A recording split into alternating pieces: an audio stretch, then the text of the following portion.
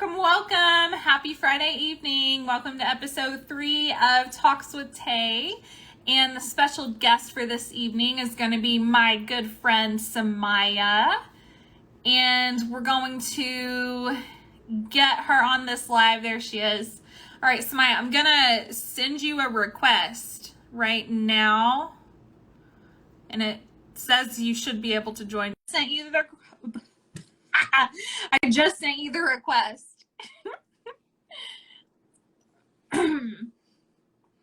Let me know if you get it. Oh my gosh.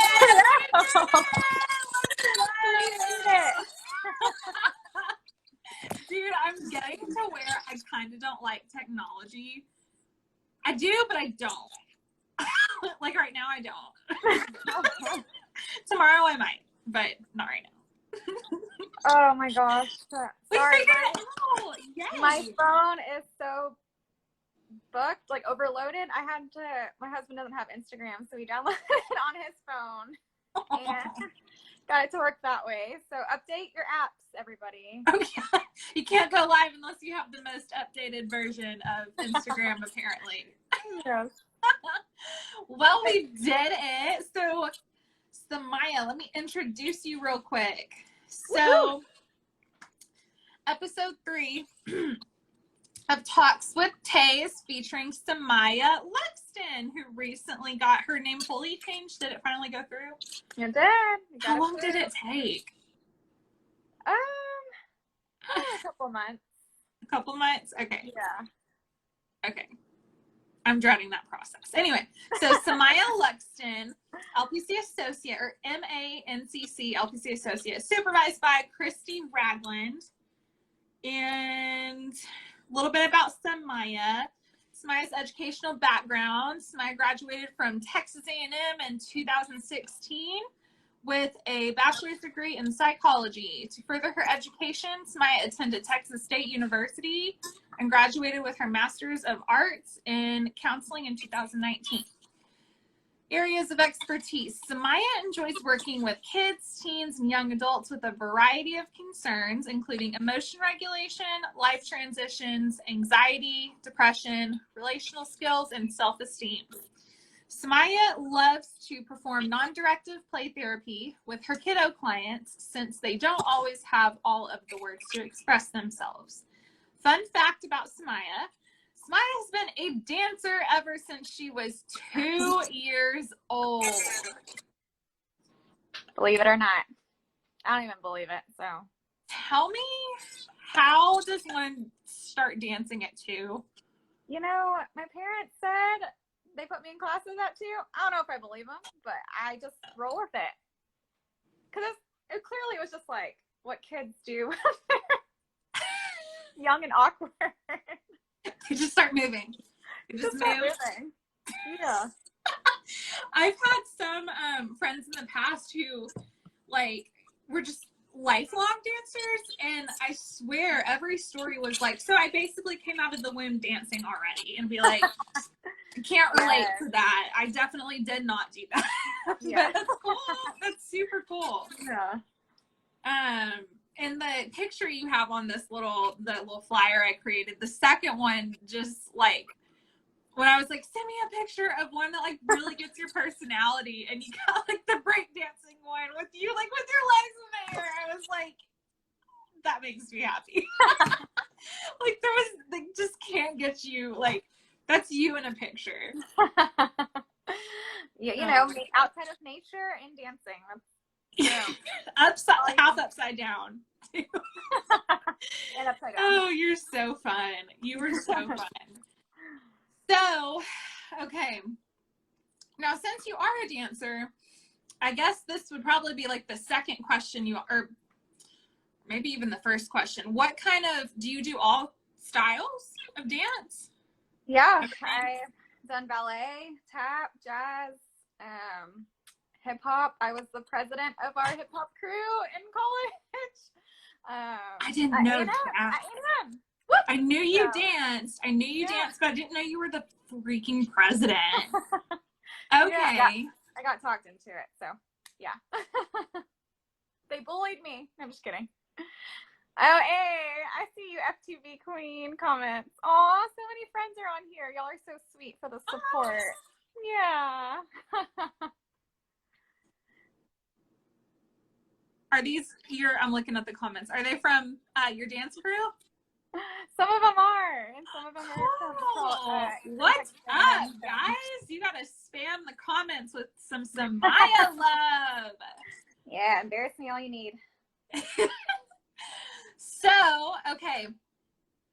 So, off of this fun fact about yourself, just about dancing, go ahead and tell everyone just a little more about yourself and your interests and just a little bit more about you. I kind of like cringe at that question. You know, at the job interview is like, tell us more about yourself. And right.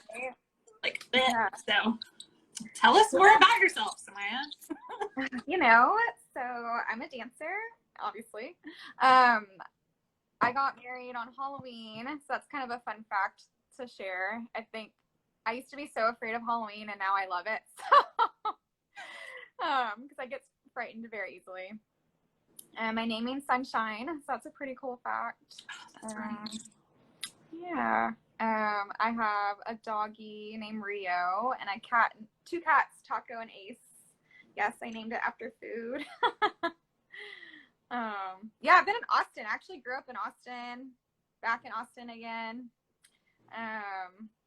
Halloween queen. Halloween queen. Yes. But yeah. You're just the queen of so many things. You're the dancing queen. You're the Halloween queen. Yes. Cool. So you said, what did you say about Austin? I grew up in Austin, so I've been here except college and grad school, and then came back. I just knew I always wanted to come back here. It's a cool gig. What made you go to A&M instead of like UT? So I actually really did grow up wanting to go to UT because you're in Austin and you're just drowned in burnt orange. And then it like hit me when I applied for colleges. Whenever I like started touring colleges, A&M just felt so homey and just felt like me. Just like the family feel. And I was like, you know what? And also I was kind of like, I need to prove to myself that I can like be an adult and get away like 2 hours away. Okay. But still like just kind of do my own thing. So yeah. I totally, yeah. When people ask me about A&M and they're like, what's it like? Like, I feel like A&M is known for that homey feel and like that sense of community and familyness. Yes. And, when people like ask me about it, it's hard to describe. It's hard. Like, I'm just tell people you need to go. Like, you need to go experience it. And then you'll understand. It's one of those. It's easier to just go, and understand it through experience rather than what someone else says. And then I always say, go to a football game. Like, that's like they love their football. Like, love football. love their football. Like Alabama last week. Okay, girl, you should. This house was. Oh my god. Oh my god. Crazy game. So, okay, Sumayah, please tell the viewers about your journey. Like, tell us about your journey of becoming a therapist. Okay. Just, like, I have more questions if you want me to be specific, but I kind of want to start off broadly and just let you go and start where you want to start with that. Yeah, so I always knew. Oh my gosh, there's so many supporters on here. Y'all are so sweet. From like seriously, like from high school and like college, like this is so cool. So honestly, like throwing it back to like middle school, high school, I feel like, and y'all tell me if this is true, I feel like a lot of people came to me and like just trusted me with just like advice and just like sharing what's going on in their lives and stuff. And I was like, oh, this is cool. Like I felt really like people could trust me. So I knew I wanted to help people in some way as a career. And then I was also a dance teacher growing up too, so I worked with little kids a lot. That's cool. So I was like, oh, I'll be a pediatric nurse. Like, that sounds fun, like getting to help people and kids. Well, I did only 1 semester at A&M, and I was like, what the hell am I doing? Like, I pass out when I see blood. So I was like, I need to get the heck out of this field. So, I was actually talking to my cousin about it, and she was like, you should go do psychology. Like, you love helping people and being with people and just like that relationship part. And I was like, okay. So I just switched to psychology that next semester. That's how it all began, truly. So Cool. it's cool that other people could see it. Like, what are you doing? Like, you need to go help people, like, because people feel your genuineness and like your caring and your love.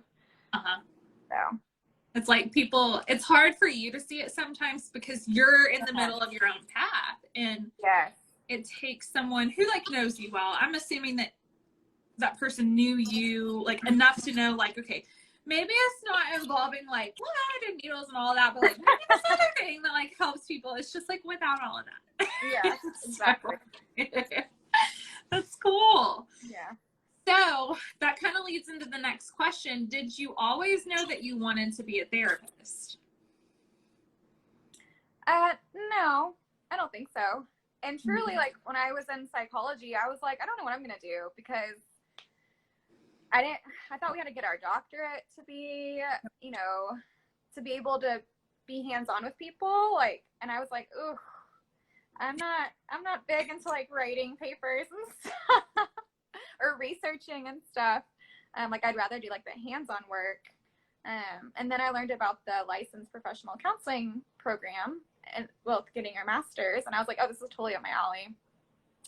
So just kind of like stumbled into it, kind of thing. So yeah, I guess not always didn't know I was going to do that, but once again, just knew I wanted to help people in some way. Yeah.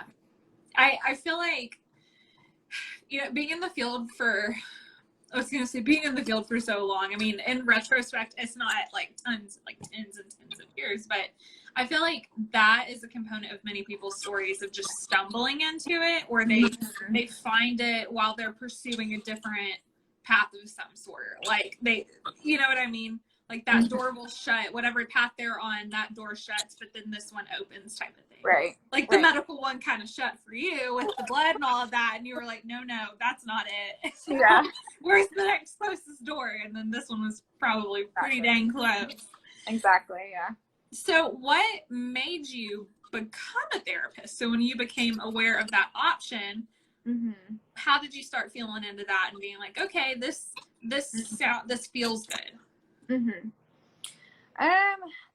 Just when I started like talking to more professors and stuff, and just I started like interviewing even my parents' friends who were like counselors and psychologists, and like asking them questions, and like I was like, I could see myself doing this. Like, I could see myself like, you know, being in this space to let whoever that person is just be their true self, and to have an opportunity to like process and just like be with, and just like love for others that you don't always get in every setting. Like, you know, whether that's like a group of friends, people are on their phones, or they talk over each other, or like counseling's like the space where it's like there's no distractions, and it's just like listening and like communicating in that way, in like a respectful way.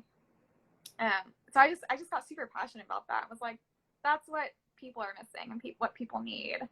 Yeah. And I want to help be that example. That's cool. So you had people around you, it sounds like, that you could kind of go talk to about like the jobs that they were doing. Yeah. So these were like family friends, it sounds like? Like my dance friends' parents, kind of thing. Oh, okay. Yeah. Okay, yeah. So people pretty close. That's cool. Yeah.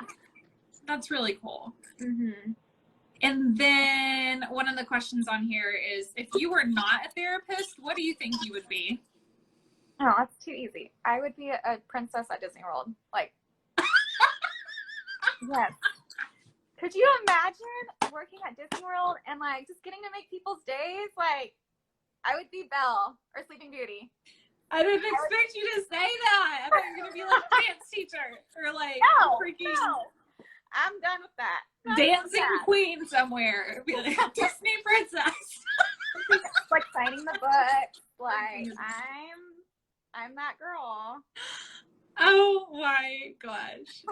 She says it so casually. She really does say it so casually.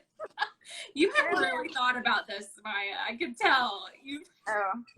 But you have to be a certain height, and I'm past that height now and age. And Oh my God, you've done I've your done research. Okay. Tell us what you know then. Maybe you'll inform somebody else who's thinking about it. So What's the height? I actually think I'm too short. You have to be like 5'8". Oh, really? Yeah, they want all the princesses to be the same height, so that when you rotate, people are gonna be like, "Oh, she's shorter." You know what I mean? It's a big deal. Disney does not mess around. I could see that. I could see that. Okay. Fair. The fact that you got these, like, you know these details. Oh my goodness. Okay. So you have chosen the journey of being a therapist. What is the hardest part about being a therapist? Oh gosh. There's a lot. I know you were like, well, where should I start? Honestly, like, we think about y'all all the time. It's not just in session. Like, we care about our clients outside of session, and we worry about y'all, and that drags into our day-to-day life, right? Like our weekends and our after work hours, and that part's hard of like turning it off and putting it away. Yeah, and it's also I'm gonna admit it's also hard when clients give up on you, and they stop. That's hard too, because the counseling process is not quick. Like, it's not gonna be a snap your fingers and fix everything. It's a journey, and it's gonna be an up and down journey too. So that part's definitely hard as well. And I know we've talked about this too. Yeah. So I totally agree with both of those.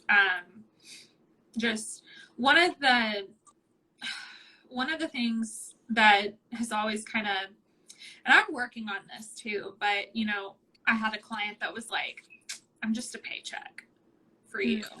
And I could feel my eye twitching, being like, so you don't feel important. Like, I was trying to reflect the feeling, but at the same time being like, oh my God. Like, oh my God. The work is so more than just an hour. And I think it totally depends on the therapist too. Like, I think maybe very seasoned therapists or, and maybe it just depends on the person too, but you know, people can get to where they can turn that off, but other times it, you know, we make connections with people, and that doesn't stop after an hour. Yeah. And then it is really hard too, because with, you know, when people just stop coming, or they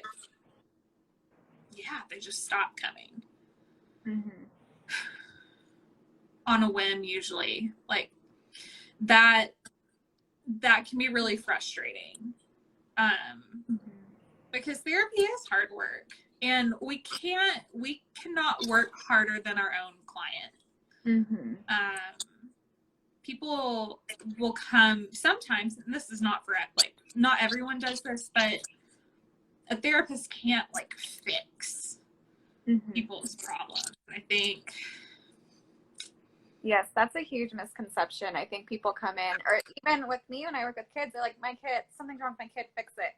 I'm like, that's not gonna happen. Right. I can give your kid a space to be with them and process and to connect, but fixing, that's not the right wording or phrase. And just like along with that, like, I'm in my own therapy, and there's days where I wake up and I'm like, oh, I don't want to go to therapy today. And I'm like, I get how my clients feel. Like, it's hard. You know why I don't want to go? Because it's hard. Yeah. It's hard to go in and to be vulnerable and to talk about things that are uncomfortable and that you don't talk about with anyone else. And right. Yeah, it's really challenging, and you have to put in really tough work for it. Yeah. Yeah. Not everyone is going to leave sessions feeling good. And And when that happens, that also doesn't mean that that's a bad thing. Yeah. And I imagine, you know, I don't work solely with kids, and I feel like you're one of the people at Austin Family who I think does work mostly with younger kids. And that kind of leads into one of the questions that I wanted to ask you. What are some common stigmas or misconceptions about therapy and play therapy that you encounter just in your work? Well, with therapy in general, I've had parents or even clients be like, I just want one session. And I'm like, sister, we're not going to get anything done in a session. Like, I'm going to learn, like, go over paperwork and start to learn about you. But it takes time. Like, truly, it's not like how many sessions is this going to take? Like, I don't know. It's different for everybody. So with that, just it being like a quick fix, like this is not a doctor's appointment where you come in and they're like, okay, this is what's wrong. You have a cold. Like, see you, come back when you know, something else comes in. No, this is like first we're going to just build relationship, build trust. Like, if you don't trust me, how the heck are you supposed to process anything about your personal life? Anything like deep like that? How are you supposed to get deep with me if you don't trust me? So with that, just people just not trusting the process of it, the journey of it. And then when it comes to kids, parents are like, why aren't you talking to my kid? And like, your kid's not going to talk. Their brains are not fully developed. Your brain's not developed until you're 30. Like, it is not fully developed until you're 30. So there's adults out there whose brains are not fully there. So kids do not have the words to express what's going on in their lives. You have to let them process through play, because toys are their words and play is their language, and that's how they communicate. That's how they show me all the things that are going on in their lives. So yeah, lots of things that you explained that really well. I like how you said that like, it's not a doctor's appointment, and I think I will probably use that example in the future, because even with littles, and especially with littles, I think people are used to taking them to the doctor. Like, my kid has a problem, doctor's going to fix it type of thing. And here they come into the therapy office with a problem, and they kind of go into the same routines. And especially with those who haven't like been into therapy before themselves, I feel like not that they don't know any better, but it's like they don't know. That's and so a lot of the times we're the first people that are like, yeah, so doesn't work like that. You know, we're like, sorry. And that can be really frustrating, I think. So sometimes we end up catching a lot of their frustration at the fact that it's not that quick and it's not one session. And the reason that anger kind of comes out on us is because we're the ones who are being like, yeah, no. Right. No.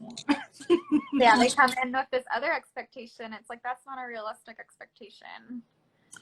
How do you manage and kind of like, well, I guess like manage expectations with parents, and like, yeah, how do you do that as a play therapist? So I'm really direct in my intake session, like that first session, which I always meet with the parents first, just to go over paperwork and just hear all the concerns and learn about the history of their family. So I'm really straight up, like, I'm not going to be talking to your kid. I'm not going to be asking them the questions. I'm going to say, like, here's your special space, and you can play with or share with whatever you need to.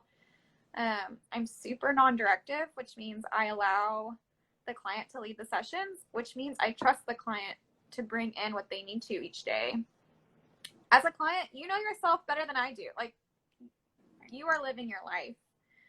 So I have to trust you, and parents need to trust their kids which I find them having a really hard time with as well, that they will bring into each session that they need to.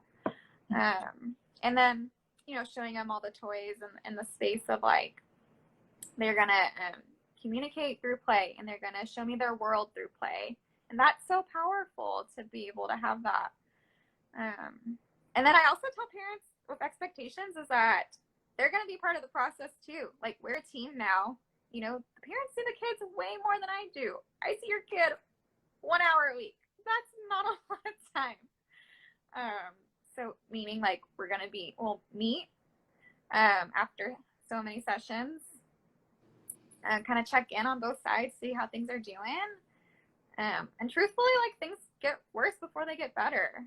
And kids, that's because whoever that is, like, you're in this new space and you're bringing up deep emotions that you're not used to bringing up.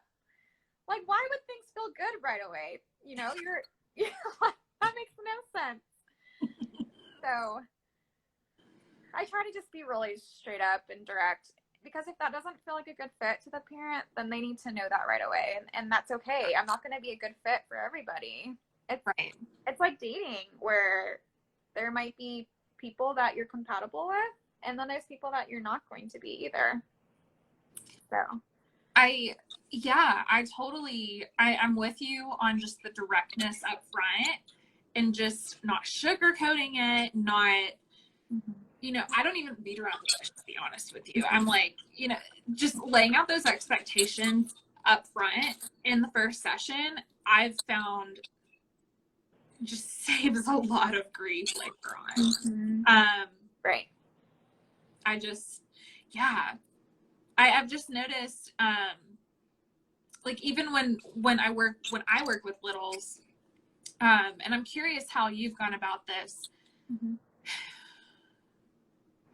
I feel like there's always kind of like and I think this is just in my experience, but I feel like I am always having to remind parents of what is going on in play.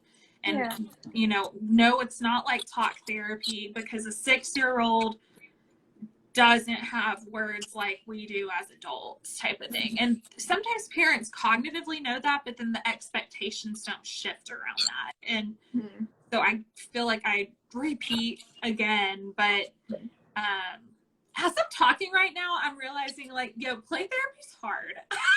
Like, hard. how are you doing it? You know, it's hard. And as you're saying that, it's because it's a foreign language. This concept doesn't make sense than like adult talk therapy, where you come in and you share, right? You talk. Yeah. With kids, they're not doing that. And like you said, like, I've even, where I felt pressured from parents, been like, how's school? And they're like, good. All right. Like, they don't have the words to share that. They're going to play it out instead. Yeah. So it's hard, and not everyone understands it, and repetition is what helps get it, right?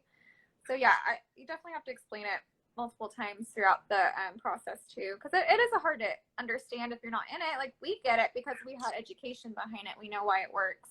We have all the research behind it. So yeah, I'm not gonna lie, it's hard to get it if you're on the other side.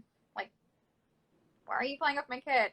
Like, why aren't you talking to them? Yeah. And so my mom recently, I was talking to her about play therapy, and she was like, like, it sounded like she was soaking it in. And then she was like, but how do you know if they're just playing or if it's play therapy? Like, how do you know it's just like them just playing to play with Legos, or them like therapeutically getting something out of it? And I kind of had to reiterate, like, well, they're processing, like, they just, and then I kind of realized, like, I need to learn more about play therapy before I go try and explain this to anybody. Yeah. It's hard. It's, you know, with that, kids are very intelligent. Like, we don't give kids enough credit for how they have good memories, dude. Yeah. They So will remember. They know this space is different than home. They know that playing this way is different than their house. You know why? Because we're sitting with them. Which adult sits with them and like is with them when they play and like isn't on their phone, isn't watching TV, isn't like reflecting. Like we're with them, reflecting what they're doing, reflecting how they're feeling, like celebrating when they do something, like being with them when something feels so hard and challenging. Like that's the difference. Do you think it also makes a difference that we're not their actual, like we're not related to them? Oh, and having sure. and being so present with them that way? Sure. Yeah, It's harder to be as vulnerable with your parent because you're worried with how they would judge you. Like, you know, for sure. Yeah. Or even a friend. You don't want to lose that friend because of maybe something that's going on. Feeling embarrassed or feeling nervous or shy.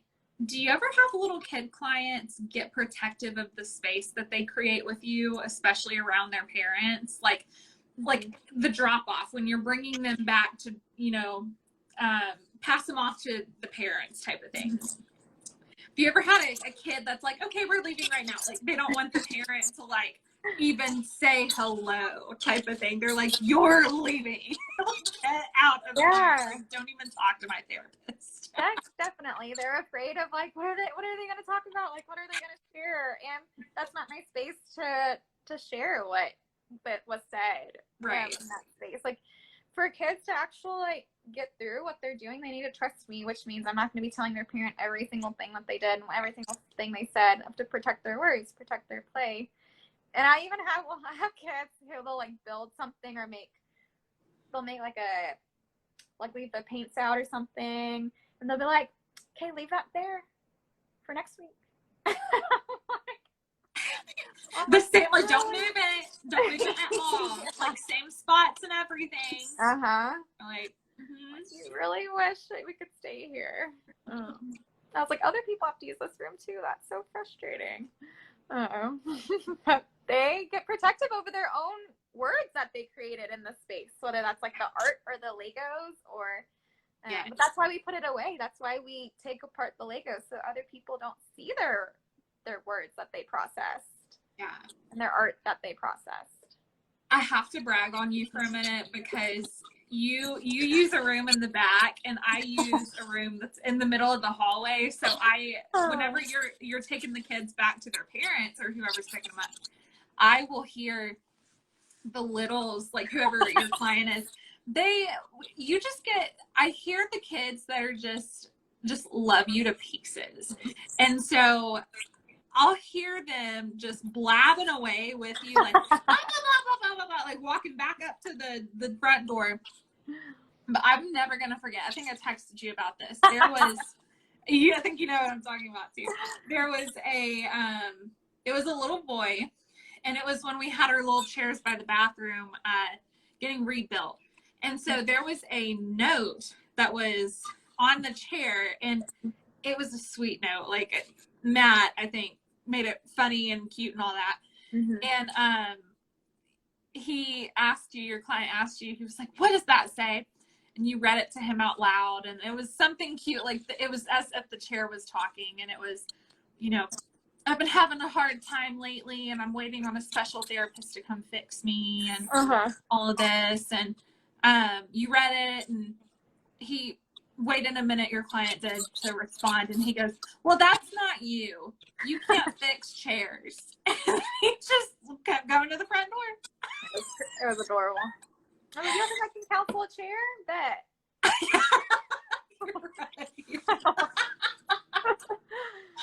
Oh my gosh. But you're so good. And it's fun to, like, I obviously can't see anything, but I hear you when you like walk to and from your room. And your clients they just adore you, and I can tell.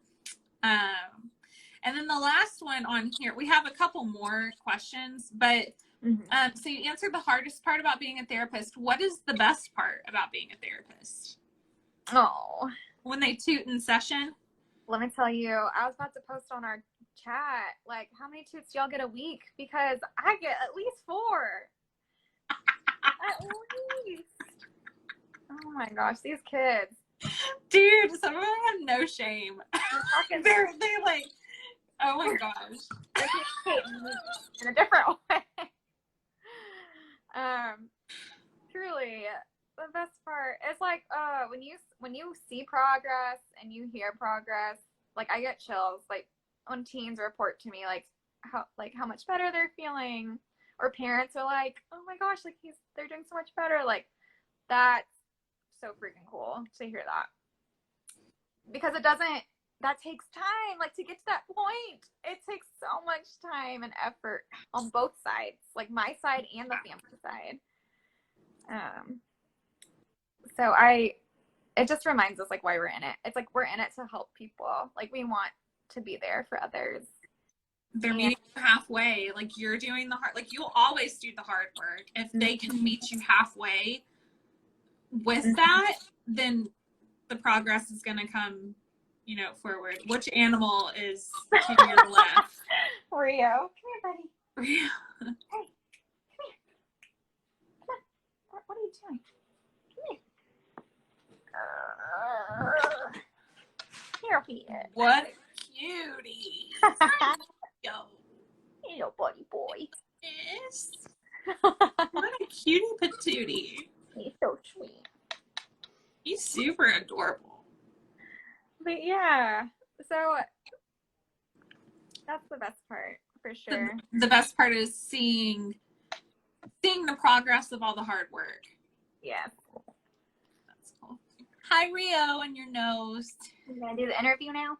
Aw. Tell Rio Auntie Vicky misses it. Okay, let me see. How has it been being a therapist in the pandemic?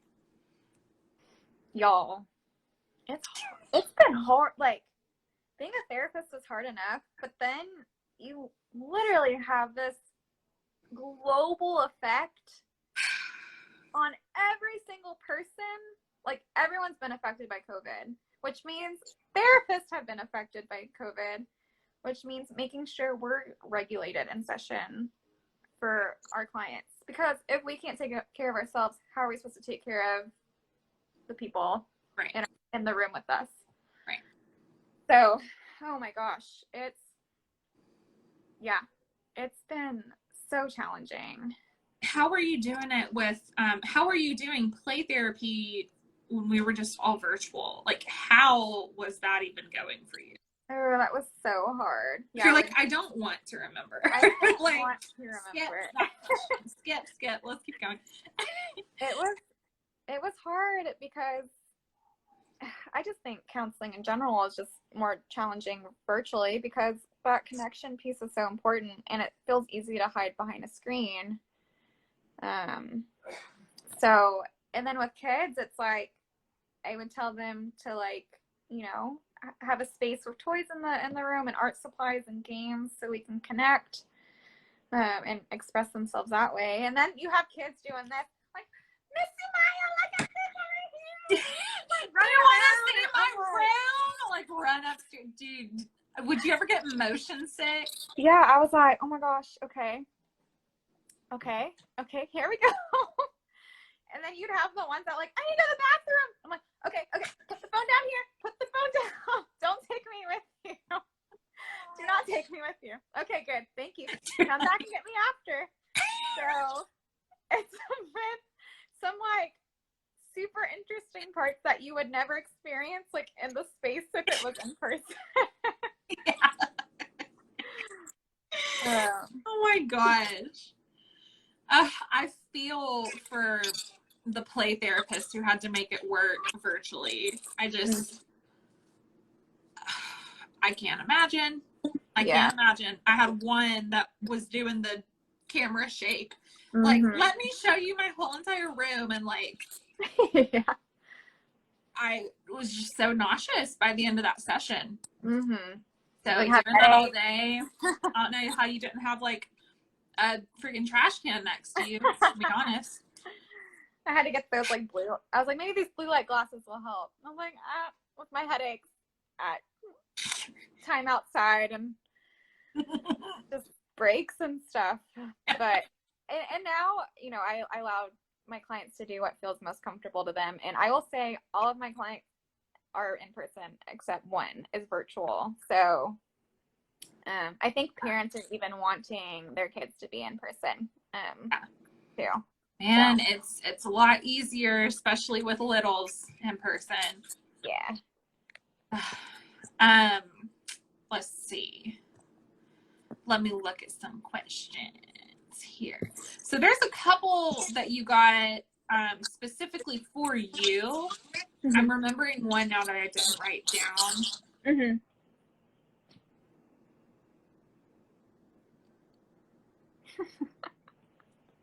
It was from Danielle, and it was so good.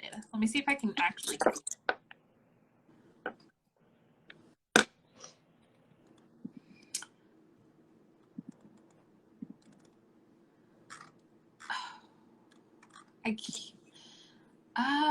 Okay.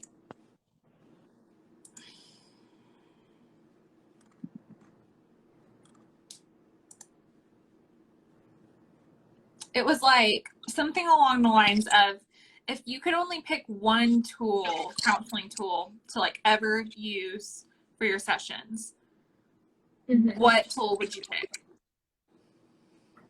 Honestly, just like being with, like connecting. Like, so it wouldn't even be a tool. It would just be being present. It would just be, yeah. Like, people don't realize the majority of the counseling process is just the relationship that you have with your therapist, which is why it's so important that you have a good like relationship back and forth with your therapist. And if you're not feeling them, then you need to find somebody else. Mm-hmm. Because the relationship's the most important part. I like how you said that. It wouldn't be a tool. Like, because you wouldn't need a tool. You would just need yourself. Because it's relational work. I really believe in the relational part. And it kind of goes back to me being non-directive and allowing my client to bring in what they need, because I trust them. I trust that they're going to bring in what they need to that day. And if that's just like sitting in silence and just like wanting to do art together, okay. They don't get to do that at school or at home, where teachers or whoever is like pressuring them to do work and like, you need to do this, you need to do that. They just might need a space to like take a breather. Yeah. And me accepting that and being like, that's okay, and I hear you. Cool. If they want to come in and just like, this happened at school, or play out what's going on, or just play a game together, cool. Like, I'm down. Yeah, it's so important to just be with them and trust them. I don't know why this is making me think of, like, whenever I'm there, I'm always like a room or two away from you for some reason. And so at Northwest Hills, when we're both up there, you actually, it's everywhere. It's just you. But you have the most intense sessions with clients. And intense, I mean, like, they freaking play, like hard play, like the Nerf guns, like jumping on the couch, bouncing off the walls, and like you're in there doing it with them because they want you to. Like, it's that type of engaged. They want Miss Sumayah to do it with them, and you just do it. Like, you're so good at like whatever that kid wants and whatever that kid needs. You're like, let's go. Like, we're gonna have a Nerf gun battle. Let's go. Like, I just remember, like, you had one kid that was just enjoying. I think it was a Nerf gun battle, to be honest. He was just like, I just remember the squeals. He was just like, and then I think he got you pretty good one time, but. Oh yeah, I'm yelling with them and like just I'm matching their energy, right? If they want to be mellow, then I'm mellow with them, and if they want to have this like high energy, then I'm having that high energy with them too. Because then they feel connected. If someone's high energy and the other person's low, does not feel very like safe or connective at all. Yeah. That's a good point. Meeting them where they need to be. Yeah. Like you're noticing them enough to be like, okay, I can see that you're not up here today, so I'm gonna come down here with you. When they're not expected to come up here, which in most places in their everyday life, like school, namely school, you know, there's an expectation. And this is the one place with an adult where there's not, it's about them. And they're the ones who really get to be in the driver's seat. Yeah. And that's true for like teens and adults too. Like, you know, I'm thinking of an example, like if someone's crying in session, like I think about outside of session, if someone's crying, how do people feel? Super uncomfortable. So they crack a joke because it makes them feel better. That's like being on two different levels. But if your client's crying, you're not going to cry with them necessarily, but you're going to like match that energy of like just being soft and like, and being like calm and quiet with them and reflecting whatever it is that they need. But I think about, like, I know crying makes people so uncomfortable, and people try to regulate themselves by like cracking a joke or like trying to make it light, and that's not what they need in that moment. Right. And I think that's why we're counselors, because that's hard. That's taken lots of practice for us to like be okay with that feeling. Yeah. We got trained into it. Like we can handle anything. We can handle it. We got through a pandemic. We therapized through a pandemic. Like, gosh, we can get through the apocalypse. We can literally get through anything. We'll be doing therapying zombies next. I was gonna say that. You said it first. Okay, there were some specific questions for you that were around what's the biggest myth that you hear about child and play therapy?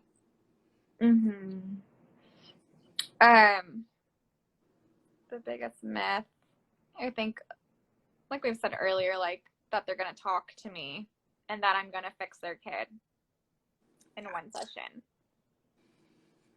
Yeah, that's not gonna happen.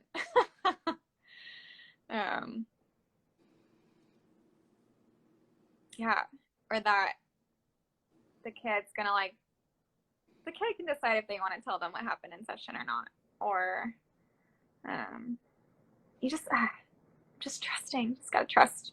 Just trust the process. And it's super hard, I think, because a lot of times I feel like we're the first ones that the parents are practicing letting go with and not asking a million questions, because and it's hard. Like, you know, I feel for the parents. I mean, I'm not a mom personally, but I imagine that is really hard, the not knowing. And you saying that, I think, is beautiful to say to parents, like reflecting that, like, and I'll do that with parents too. Like, I know it's going to be so hard not knowing, because you care about your kids so much. Like, you were really concerned about them and you want to make sure they're okay. That's hard, right? Like when you go to a doctor's appointment, you're with the kid. Dentist appointment, you're with the kid. Like this is like a place where the kid gets to be on their own. Right. And I imagine too that can bring up a lot of, well, I mean, even with kids, but I'm thinking teens too, especially teens, but it's like, you know, one step away from, you know, not being as dependent on parents in some ways. And I imagine, you know, like as a parent, like you spend so many years like that, your kid is depending on you for survival. And so when you start practicing, like not having to do that, even if it's just like for an hour a week, like with us, I mean, that takes a minute to adjust to. Definitely. Yeah. So with parents in mind, how do you talk to them about non-directive play therapy? Especially for the parent that, let's say, like, has no clue what that is at all. So I tell the parent that I let the client, whoever that is, come into the space, and I let them lead, and that I trust them, that they need to do what they need to that day. And I go over again, like, I'm not going to ask questions. I'm not going to talk unless they bring up something. I'll reflect and process with them and be with them in that way. But I'm not doing worksheets with your kids. If that's what you're wanting, you need a more directive therapist, because I just don't think that's helpful. They do worksheets at school. They don't want to do worksheets in all their ways of life. That's true. Yeah. And that's just my theory. Like, there's therapists out there that do that, and that's okay. And that's why everyone has different theories that they believe in. And if you didn't believe in your theory, then why would you be practicing it? So, like, what are you doing? What are you doing? Go find another one that you connect to, type of thing. Yeah. Yeah. So I explain to them that, like, toys are their words and play is their language. And if they need some examples, sometimes I'll say, like, sometimes kids will use, like, the animals to play out relationships, or there's dolls in there, or just needing lots of, like, nurturing kind of play, which is healing. Like, nurturing is healing. And I will say, I'm always like, like 10 sessions are going to be just like building relationship. And I'm honest about that. Like, I'm straight up with that. Like, they may not start processing till 2-3 months later. That's why this journey is so hard. It's so hard to sit with that.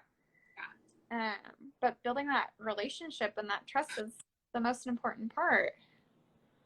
It really does take, and I've started to, like, kind of say that up front too, as far as, like, that awkwardness of just being with the therapist. The awkwardness doesn't, I said, it'll start getting better around session 4 or 5. The safety of the person and starting to get comfortable with, like, going deeper about stuff, like you said, session 10. Like, you're having to build safety in that relationship. And it's so, I don't remember the word for it, but, like, they have to look at you and their brain has to register safety when they see you, right, for them to be able to, like, go there. And so when you're still a stranger to them, that's not there. Right. So, it's hard to explain that to people who don't have our educational background. Like, it's hard to, especially when, like, the educational background is not there, but also when there's expectations coming into play. Yeah, it's just hard. It's hard. Yeah, and along with that, like, helping to create that safety this is why I super recommend doing weekly sessions for all my clients at the beginning, because creating that safety is like, okay, every Monday at 5 I see Miss Sumayah, and if that gets, like, skipped, which I know that's gonna happen, like, vacations happen, school happens, like, getting sick, but, like, knowing that, like, okay, this is a constant thing, and it's something that I know is happening, feel safe, rather than, like, okay, we're gonna do this day, and then this day, and then this day, and then, oh, we're gonna skip a month here. Like, that's not regulating to me, just saying that out loud. So yeah, that's a really good point. You had, and I think you have, like, 2 more questions, and then also, if you have anything that you want to, like, that's not on here that you want to talk about or something, you, like, totally have the stage to do so. So one of the questions that one of our friends asked you was, how did you get into play therapy as an area of interest / specialization? Yeah, that's a good question. Yeah, I don't actually know this answer. So how did I get into this? you know what, honestly, so growing up, I was like in a dance company, and in that dance company, so there was like, you have like your high school students, your middle school, your elementary school, like we were all together all the time. Like I had dance practice Monday, Tuesday, Thursday for 3 hours each day, and then 12 hours on Saturdays. Like that's a lot. Oh my Lord. It was a lot. But like those Saturdays, you know, the little kids would come up, like they would interact with me, and I would see other people just kind of like push them away, and I was like, no, like I guess like it just has always been with me of just like wanting everyone to feel like just wanted and just like loved. And then I started teaching dance classes to like the little kids and stuff. And they just make me laugh. They're so cute and funny. So I think with that, it was like, okay, like I know I want to help kids, and I feel like I have a safe connection with them. Because I know there's actually not a lot of therapists that work with kids. So I almost kind of feel like I'm in this like unicorn placement of like a rare find with that. Yes. Because therapists would rather work with adults because talking feels more natural than play. Yep. And also, so I knew I wanted to end up back in Austin, so I applied to Texas State because they had a really good counseling program. And it just happened that they had also a really good play therapy program, so it just kind of like fell into my lap. Like the universe just sets you up. Yeah. It takes care of you, and it sets you up. Kind of thing. So yeah, I think that answers your question. Totally. So it actually started like before grad school. Yeah, that question was asked by a friend who do you know who asked that? I think so. Yeah. She doesn't work with kids, but she would be really good.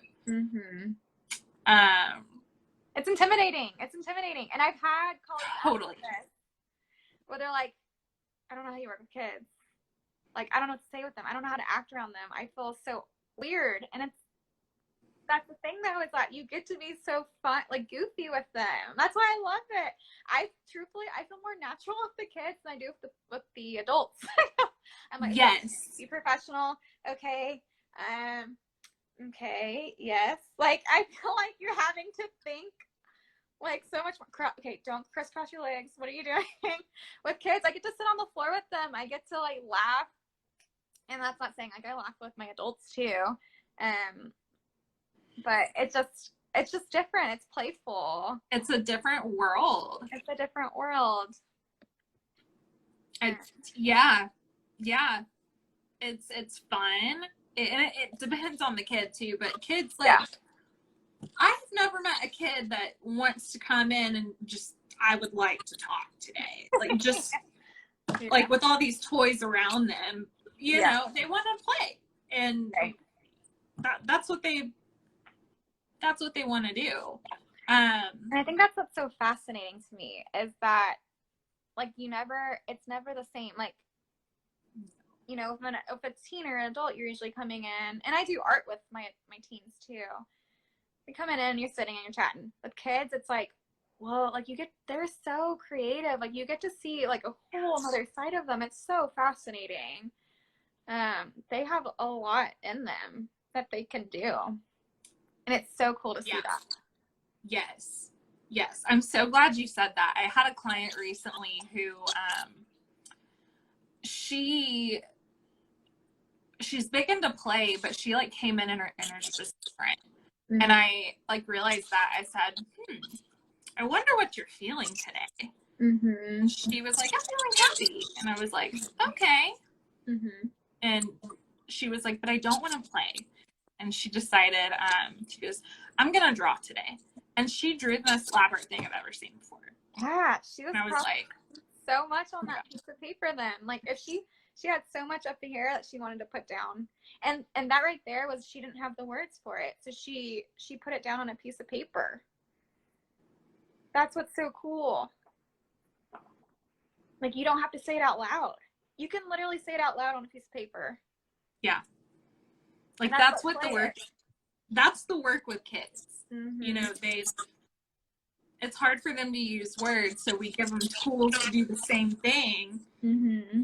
Just, we give them tools to do the same thing, just in a way that they can do it that's age appropriate for them. Exactly. That's a cool way to put it. Like, you wouldn't ask a kid to cut an onion with a knife. you would ask them to set the table or something. Like, you're making it child appropriate for what they can handle and what they can do. I always like talking to you about like, I always like processing my kid clients, like what happens in the sessions with you. I'm like, Sumayah, this happened and what does that mean? And then this happened and what does that mean? And you're like, whoa, oh, that's so cool. And you're so helpful. I'm like so fascinated. Like, wow, yeah. But yeah. Okay. And then I'm going to ask you 2 more really quick questions, and then maybe we can call it a night. Woohoo! Let's do it. So, and you touched on this earlier around, actually this was like the tool question around just not needing tools. You are the tool. Like, and you mentioned, you know, if you cannot have like a flowy conversation with your therapist and all of that, you need to go find another therapist. So that leads me to the question of, how do you define, how do you know if your therapist is a good fit for you, or can you define the right fit? Okay, think about your friends. Think about your relationship, your significant others. It's the same thing. Like, what makes you attracted to this friend? What makes you connected with this significant other? Are you wanting a therapist that is quiet and just like reflects? Do you want someone who's going to laugh with you and allow you to be silly with them? Like, it's think about your other relationships that you have, and picture those. It's similar, I would think, and it's going to be different for everybody. I'm not going to be like, you need a counselor who's just like this, because we are all complex people. So we're going to have different likings.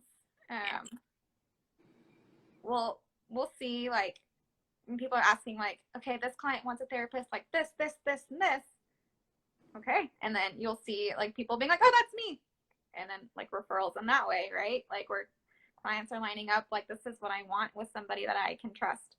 What feels good to you, with, like, a connecting relationship. Because counseling is going to be a relationship that you have, and it's going to be a long relationship that you have. Yeah. And along with that, you might have this counselor, like, in and out of your life too. So, if you're wanting like a long lasting person that you trust, like, that makes it even more important. Because we go in and out of counseling. We're not, the point of counseling is to, like, help that person and not have them come forever. We don't want, like, our job is so funny in that way. It's like, we want to get ourselves out of the job if we want to help people so they don't have to keep coming to me. Right. And they can always come back if they need to in the future. And that's okay. Yeah. You said that really well. I think a lot of people get hung up on that question around, I think that that terminology is thrown around a lot around, like, friends for the right fit and da-da-da, and everyone's like, yeah, and then no one really knows what that means. And then you just described it really well, though. Yeah, it's like, what feels safe to you? What feels good to you? What doesn't feel good to you? What wouldn't you want? I have even used that with teens, especially around teens looking for psychiatrists or something, or like I told a teen recently, I was like, look, you're building a team around you, and you get to pick who you want on that team. So Yeah. if that person, if you meet a psychiatrist or insert whatever job, it doesn't have to be a psychiatrist, but if you meet with that person and they're a complete butthead, fire them immediately. Like, you don't have to settle for butthead. Like, you can get the person you want because you deserve the person you want. Right. Yeah. I had a dad, the dad was sitting next to her. That was in an intake, and he came with her, and the dad was like, I really like that. He was like, I got parent point for that one. But people, like, it's so important not to settle. And I think people don't know sometimes they don't know what the difference is between settling and then finding the right fit, and then like what is just okay type of thing. This is just reminding me all about like dating. Like, how do you know? Yeah. And then this is like, I'm thinking of like when you search up counselors, like, you know, Psychology Today, and you put in your zip code and everything, you're literally like, you're looking at their picture, you're reading their profile, you are speed dating. You're literally speed dating. I never thought about it like that. Yes. Yes, that's what I did with to find my counselor. I literally like looked through pictures, and I was like, you know, like, yes, no, like, who would I feel safe with? You know? Swipe left, swipe right. Yeah, right. And then I clicked on their profile, read their profile, just line up with what I'm needing, what I'm wanting. And then I set up a phone call with them to even triple check. Oh, that's like another huge part. It's like, I literally emailed them and was like, hey, can we set up a phone call just to make sure we're a good fit? And we talked for 15 minutes and just like made sure on the phone. And if it didn't have to stick with them. I could keep speed dating. So you're never stuck. You're never stuck. And even if you have that first intake session, and you're like, I don't know yet, keep going, see if that changes. And if it doesn't, peace on out. Find someone else. Keep going. And the last question is, if someone on this video is on the fence and someone in this video being presently or in the future watching this video, if someone in this video is on the fence about starting therapy, what would you say to them? If you're not ready, it's not going to do you any good, to be honest. If you're not ready, that means you're not open to being able to trust or be vulnerable, and that's okay. You know, there's these stages of making a decision, right? Your pre-contemplation stage of like thinking about it, like, oh, therapy, okay, it's in the back of my mind. And then your contemplation stage where you're like thinking about it more. Preparation. Maybe you're looking up therapists. You're like, I don't know, maybe.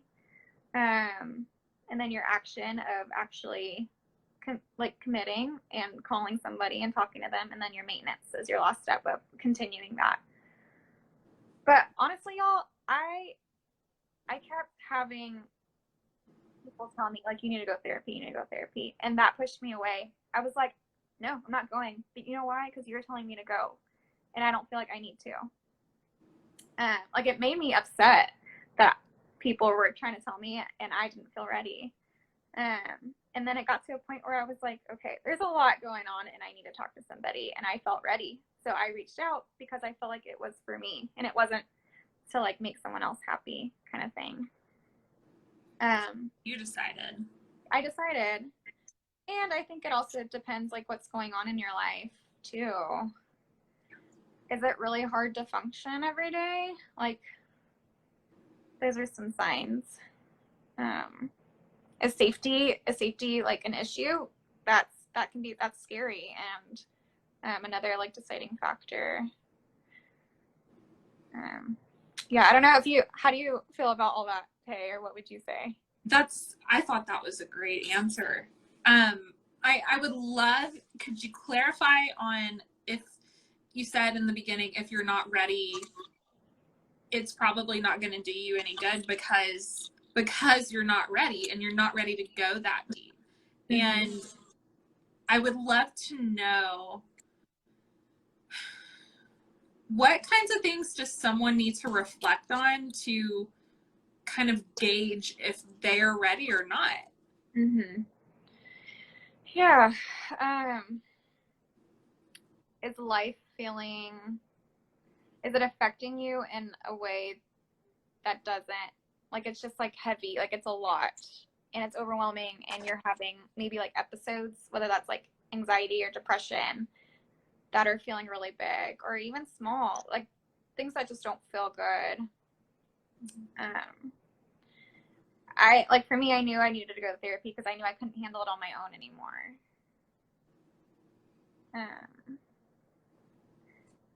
Yeah. And I think there's this like stigma of like, oh, you only go to therapy when something's wrong with you. No, you can come to therapy, talk about your job, talk about process like family stuff, talk about job, like finding a job, like a career. Like doesn't have to be anything necessarily wrong. Right. It can just be a space that you need to talk to somebody. You just want them to be with you and listen and reflect and be along your side during something. Yeah. So.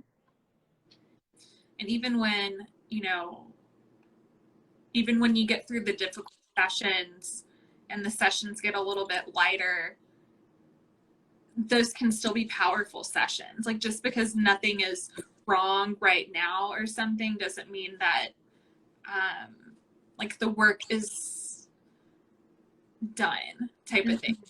Right. Like some of my teens will come and once they're kind of out of a crisis period, it's like they're like, well, I don't really know what to talk about. And I'm like, well, I can think of like 20 things to talk about. Where do you want to start? Yeah. You know what I mean? And they're like, what do you mean? My dog is in the corner looking. What are you doing? I haven't seen your dog. Oh, goodness.